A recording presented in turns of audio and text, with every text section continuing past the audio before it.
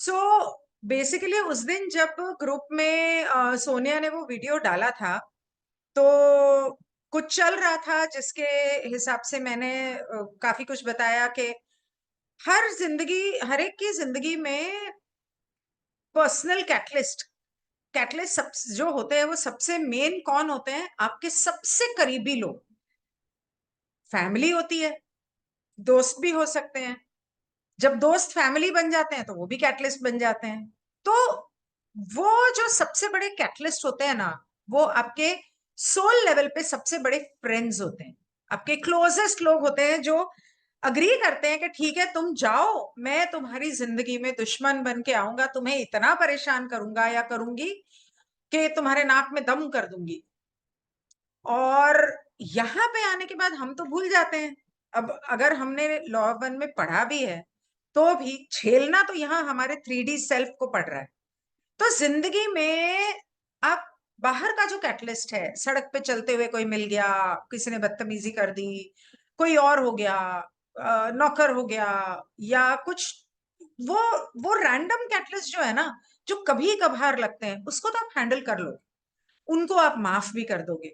लेकिन ये जो रोजमर्रा के कैटलिस्ट हमारे आसपास सबसे ज्यादा हमें दुख पहुंचाते हैं, हमारा दिल दुखाते हैं, उनको हम माफ भी करते जाते हैं। अब जो मर गया उसको तो हमने माफ कर दिया और किस्सा खत्म हो गया। लेकिन जो रोजमर्रा की जिंदगी में आपके सामने है, आपका पति है, पत्नी है, सास है, बच्चे हैं, भाई है, बहन है, देवर है, ननंद है, आज आप उसको माफ करोगे, एक हफ्ते बाद वो फिर आके आपके साथ कुछ ना कुछ उल्टा सीधा करे। तो उस बारे में ग्रुप में 2-3 दिन से काफी बातचीत चल रही है कि उसको कैसे प्रोसेस किया जाए।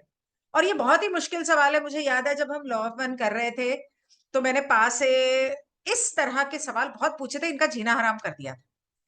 तो इससे पहले कि पा बोले, मैं चाहती हूं कि यहाँ जितने लोग जुड़े हैं, एक बार आप लोग अपने कैटलिस्ट के बारे में बात करेंगे, समझाएंगे कि किस तरह का के इश्यूज आप फेस करते हो, तो पा को एक विंडो मिल जाएगी, पॉइंट्स मिल जाएंगे कि किस चीज को कैसे एक्सप्लेन करना है। तो मैं यहाँ रिकॉर्डिंग रोकती हूँ। Okay so hi everyone. आप लोग जानते हैं मैं आपका दोस्त पीए, ठीक है। और गिनी मैम ने आज का सेशन रखा था, काफ़ी इंटरेस्टिंग सेशन है।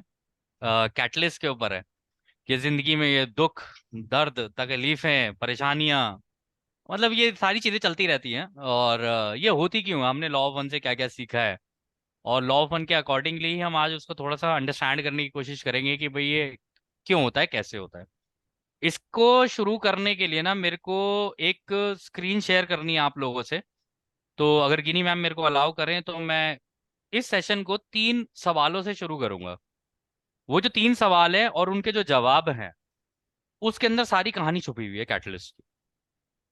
और उस कहानी को खोलकर मैं अब आप लोगों को बताऊंगा। ज्यादा वक्त नहीं लूंगा आपका, मुश्किल से 20 से 25 मिनट लूंगा। उसके बाद मैं आप लोगों के ऊपर छोड़ दूंगा कि आप किस तरीके से अपनी जिंदगी में सोचोगे, इसके ऊपर कैसे कैसे करोगे, ये आपके ऊपर है, ठीक। तो गिनी मैम ने अगर मुझे अलाउ कर दिया हो तो मैं अपनी स्क्रीन शेयर करता हूँ और मैं आपको कुछ दिखाना चाहता हूँ, ठीक है। ये स्क्रीन शेयर हो चुकी है। यदि आपको आपकी स्क्रीन के सामने 3 सवाल नजर आए तो आप मुझे बता सकते हैं। जूम करो। इसको जूम करूं? ये लीजिए, जूम किया। थोड़ा और, इतना ठीक है? हम्म। ठीक है। लोग फोन तो पे देखिए क्या, देखेंगे ना तो उनको सवाल दिखाई नहीं देंगे, थोड़ा और जूम कर लो। नहीं दिख जाएगा वैसे तो, लेकिन चलो फिर भी अगर आप चाहते हो तो मैं थोड़ा सा और जूम तो करता हूँ एक एक इसको। सवाल एक एक करके दिखा देना ना, हाँ। सारे इकट्ठे दिखाने जरूरी थोड़ी है। तो अगर आप लोगों ने लॉ ऑफ वन का 18th सेशन देखा हो ढंग से, तो आपको शायद आपके सवालों के जवाब वहां से मिल जाएंगे। लेकिन उसके ऊपर इलैबोरेट करना जरूरी है, तो मैं वो करूंगा।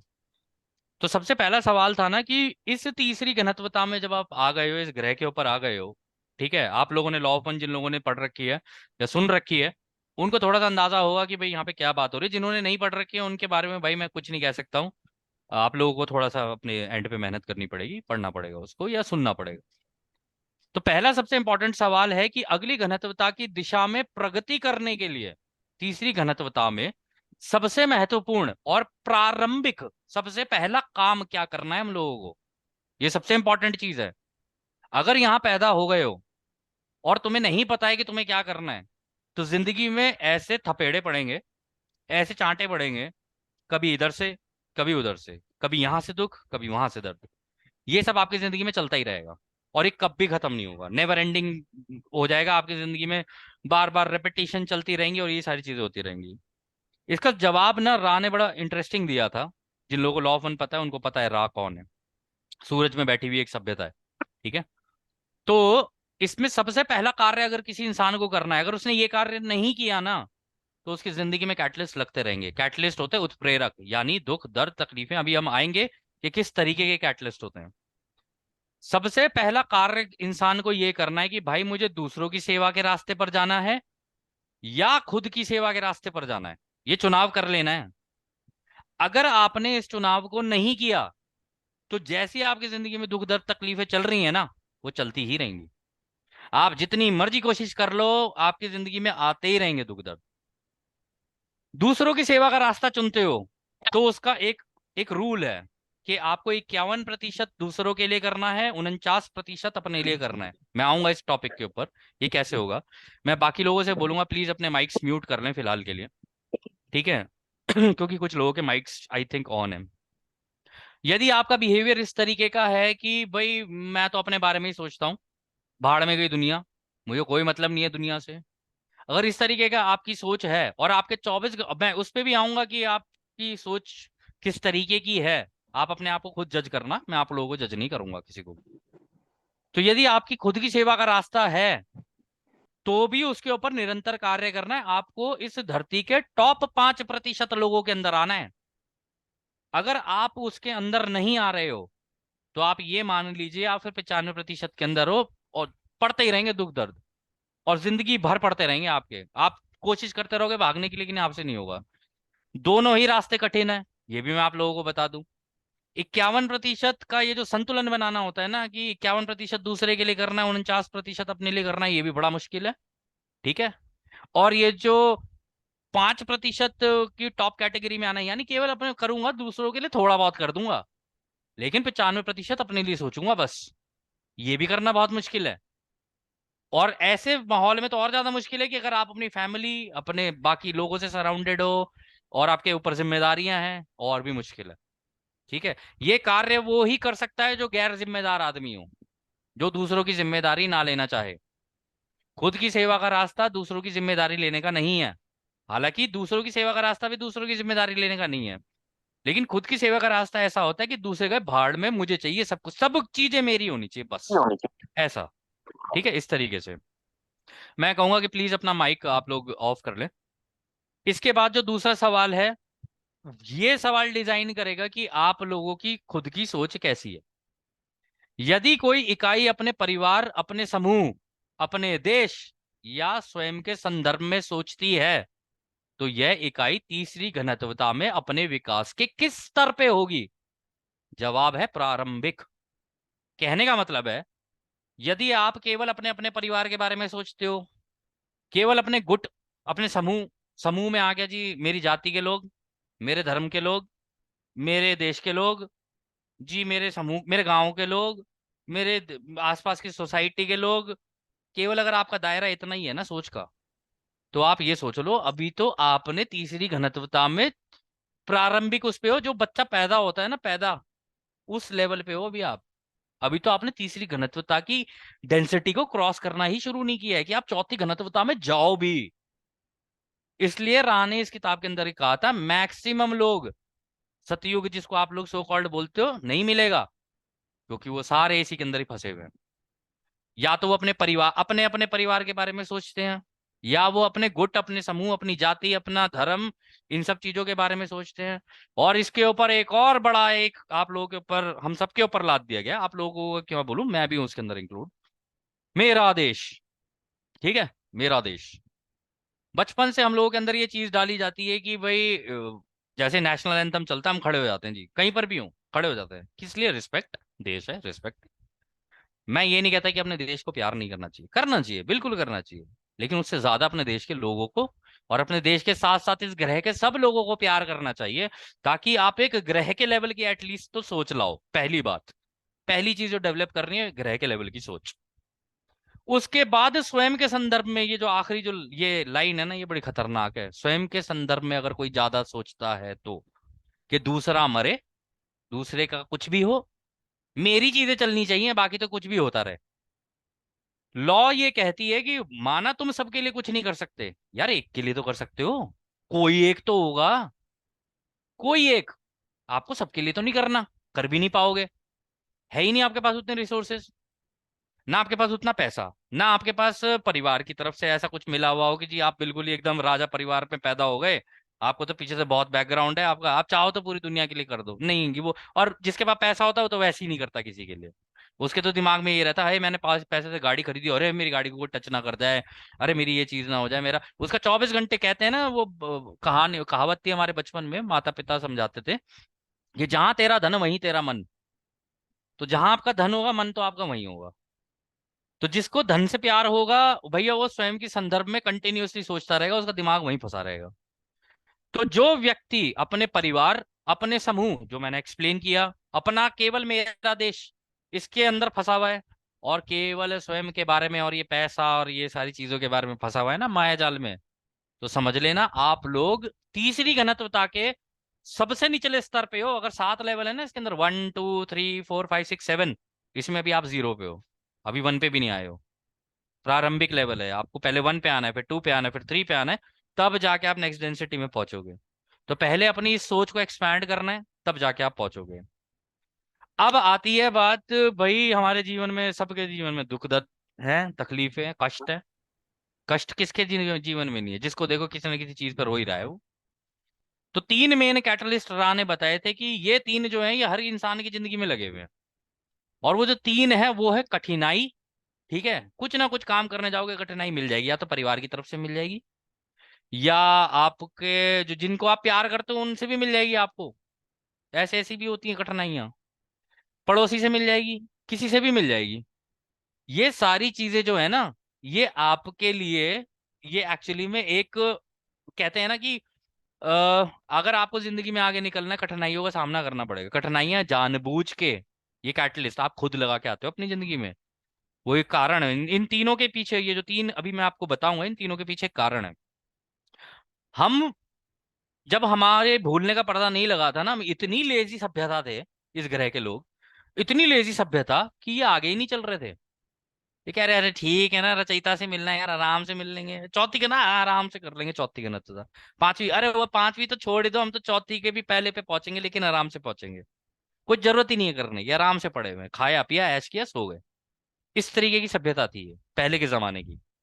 अभी आप लोगों ने जो पढ़ा है बचपन से, वो एक अलग चीज हो सकती है। लॉ ऑफ वन क्या कहती है, मैं उसके संदर्भ में बता रहा हूँ आपको।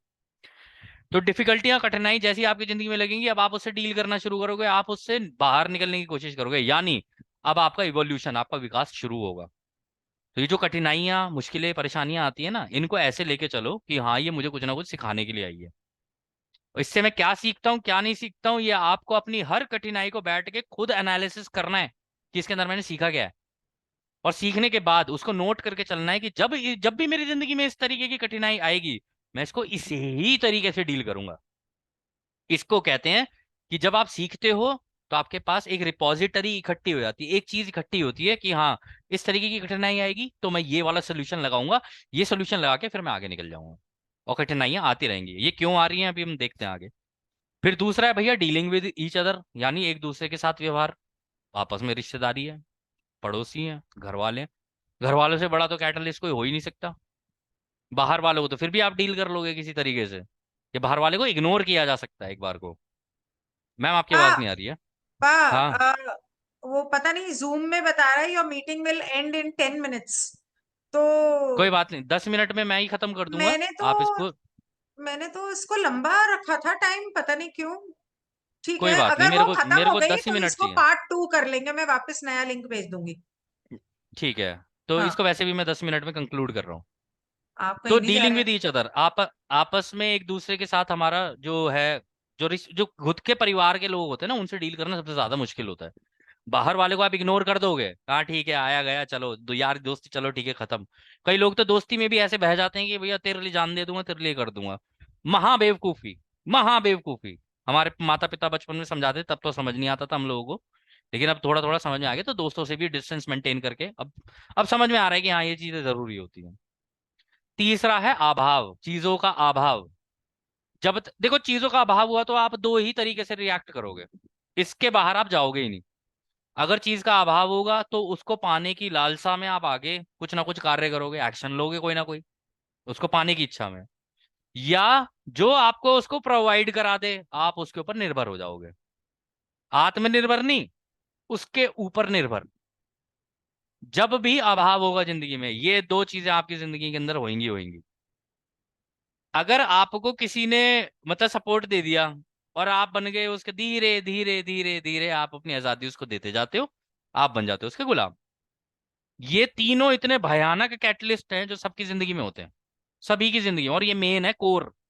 बाकी चीजें हो सकती हैं, हाँ जी रिश्तेदारों से लड़ाई हो गई, इससे हो गई, सास ने ये कह दिया, बहू ने ये कह दिया, ये हो गया, वो फलाने ने ये कह दिया जी, आज तो मेरे ससुर जी ने ये बोल दिया जी, करेले की सब्जी गलत बन गई, और ये हो गया, घर में महाभारत चढ़ गई। ये जो होते हैं ना, ये सेकंड वाली कैटेगरी में आ जाएंगे, एक दूसरे से आप कैसे डील करोगे। ये थी मेन कैटलिस्ट। ये जो तीन मैंने सवाल आपको दिए हैं ना, इससे आपको समझ में आना चाहिए कि मेरी जिंदगी में ये चीजें हैं। अब मैं मुश्किल से 5 मिनट लूंगा आपके, अब मैं आप लोगों को बताता हूँ भाई इससे डील कैसे करना है। पहली चीज, डिफिकल्टी अगर इस तरीके का आपकी जिंदगी में आ रहा है, take it as a challenge, कि भाई चैलेंज है, इसको ओवरकम करना है, सीखना है इससे।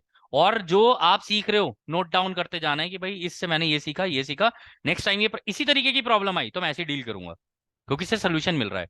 और अगर उस सोल्यूशन से नहीं हो रहा है तो फिर कुछ और हल्का सा उसी सोल्यूशन के अंदर हल्का सा ट्विस्ट देना है। ट्विस्ट देके फिर अगर जैसे रिजल्ट आया फिर दोबारा नोट डाउन कर लेना है कि इस तरीके की प्रॉब्लम को मैं इस तरीके से डील करूंगा। मैक्सिमम प्रॉब्लम्स का जो सोल्यूशन होता है ना, वो रेपिटेटिव ही होगा।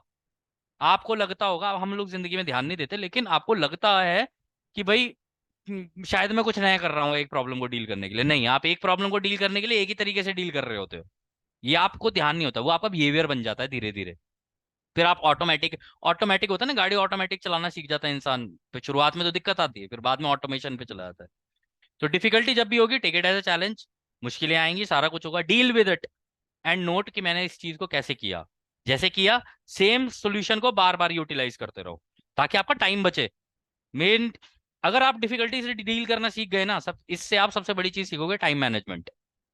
ठीक है, क्योंकि ये आपका टाइम मैनेजमेंट को ही सिखाएगा, टाइम को कम करना, एक प्रॉब्लम में ज्यादा वक्त ना बिताना, कंटिन्यूअसली उसके बारे में ना सोचना, डिप्रेशन में ना जाना, ये सब चीजें करने की आपको जरूरत नहीं पड़ेगी। आपको पता है कि भाई, और अगर आपको सोल्यूशन नहीं पता है, फाइंड सोल्यूशन, ढूंढो उसे, किसी और से पूछो, कैसे भी पूछो, टॉक, बात करो, बात करके किसी और से पूछ लो।